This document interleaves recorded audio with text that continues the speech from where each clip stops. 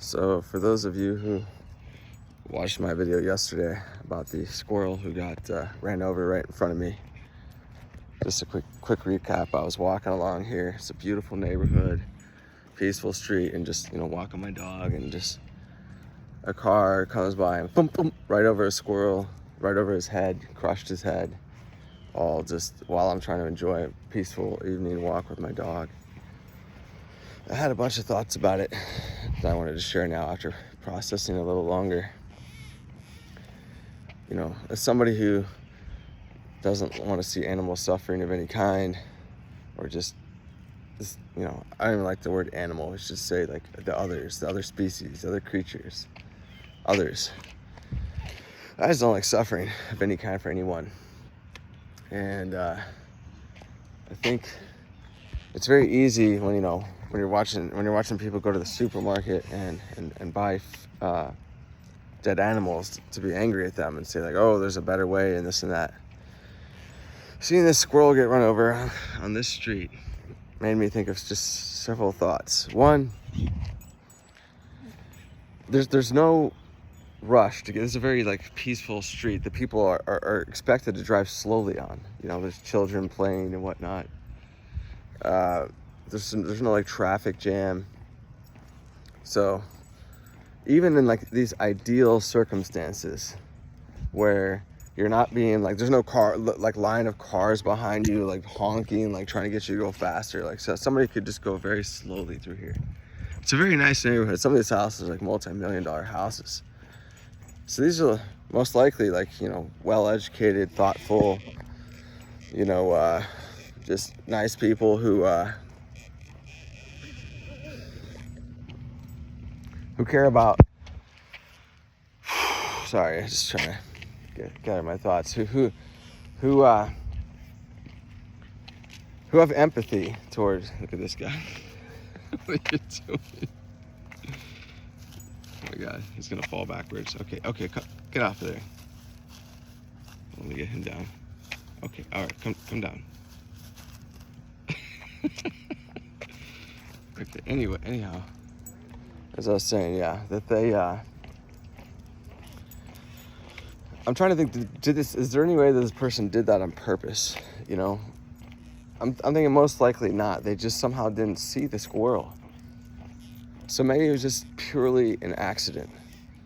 So in that scenario, if it was just an accident, right, there's nothing they could have done because they didn't even know the squirrel was there. I mean, surely I could argue they should be more vigilant and looking at the street to make sure there's no squirrel. I mean, this is, to the squirrel, this is a forest, with a road with 2,000-pound cars flying through it. But outside of the road, this is just a forest to them. This is their home. They're just trying to go from one tree to the next. So this isn't a highway, is my point. We should all be just driving a little slower, whether it's a kid or a squirrel, just running through the street here, But let's just say, even if, it's never happened to me as far as I know. I guess that's the whole point. Maybe they didn't even know that it happened, right? So if that's the case, if it couldn't be prevented, I'd like to say that people shouldn't even be driving cars, right? We should be walking, taking bikes, finding some other method of transportation. Or if we are going to take cars, we should set up rails or safeguards to protect the animal. Maybe there should be a dome over the street here, something to prevent the squirrel deaths, turtle deaths, rabbit deaths, and so on and so forth. I think maybe that's not practical, right? Are we really going to build a dome over every street in the United States? And then I think even if we could somehow do that and we just put up the money to do it, and I'm sure there would be animal deaths somehow involved in that process, and there'd be something we didn't think of that could happen. Maybe they get trapped somehow inside the dome. They can't get out. This is when I was I had my AC unit outside just constantly killing lizards, and I just did everything I could think of to prevent it from happening. And no matter what I did, it just seemed to cause more deaths. All I do now is I just go out and I check it every time before I turn the AC on. And you'd be surprised how many times I go out there and there's a lizard sitting like right above the fan blades in this little part where he's going to be trapped if the AC turns on. So, okay, let me get to the over. Oh my God, look who it is. There he is right there. Looks like he got hit a few more times since yesterday. I was thinking of moving him, giving him some sort of like proper, burial of his body or something. But I was thinking, no, like the best thing that could happen for him is for him to just stay right where he is and be a symbol to everyone. So like slow the fuck down when you're driving. So I was thinking of a couple of things I could do to honor the squirrel. Like maybe I go buy a bunch of signs from Amazon, like, slow down for animals and squirrels or whatever, and put them up all over the city, which I will do. I was also thinking I'm going to go to the store and buy a bunch of peanuts and give them out to all the squirrels. But I guess my main point I wanted to make with this video is that, even if the whole world was vegan, let's say, right, and everyone had the best intentions, like there's still going to be awful, horrific deaths that are just accidents and probably can't be prevented. Which makes me think, I just think that it's hard not to go insane in this reality. That's what I'm grappling with lately, trying to just make sense of, because it just feels like, how could any rationally thinking person who's empathetic and just kind-hearted and wants the best for everyone, how do you wrestle with it, like this squirrel just getting his head crushed by a car? And it's one thing, to hear about this or to think about it hypothetically. It's another thing when I saw it happen right in front of me. I don't see stuff like that. I've hardly ever seen anything like that in my whole life, and seeing it yesterday, just like so up close and personal, hearing the sound of it, bum bum, and then just seeing the aftermath and just the callousness of the person just driving off, doesn't even know they did it, most likely, as I said, just makes me just not like this reality.